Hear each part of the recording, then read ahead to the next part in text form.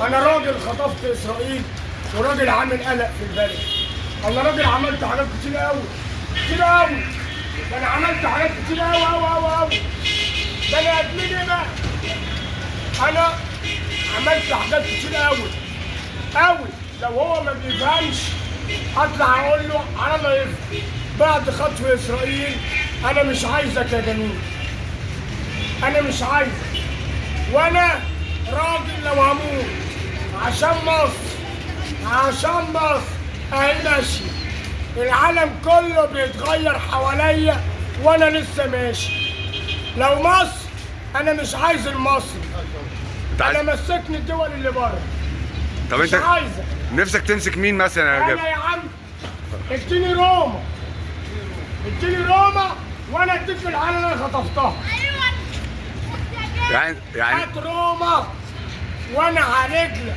انت ليك عندي حاجه هعالج لك الصهاينه. هات الحاجه بتاعتي وانا هعالج لك الصهاينه. طب انت ايه الحاجه بتاعتك يا جابر اللي انت عايزها؟ انا عايز الدهب اللي خدته من الفيلم اللي رميتهولك عشان اوصلك لبر الامان. انا رميت لك دهب. انا عايزه منك. ماليش دعوه بالمصري.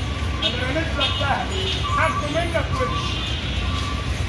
هاخده منك وش. مش هسيبك. مش هسيبك في حالتين. يا وانت ميت يا نموت. يا نموت يا انت تموت. احنا كلنا هنموت. لا هات الدهب بقى قبل ما اموت انا. انت عايز تتمتع وعايز تجيب العربيه والفيلا لا والحق اللي بيموت. وتلحق اللي بيموت. لا يا جابر انت برضك يعني انت يا جابر انت برضك حطيتنا في حته الدهب واحنا ما نعرفش مين اللي خد منك الدهب يا جابر. ليه؟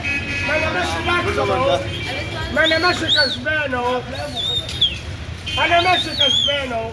انا راجل بيشتغل بمسك فلوس ماشي.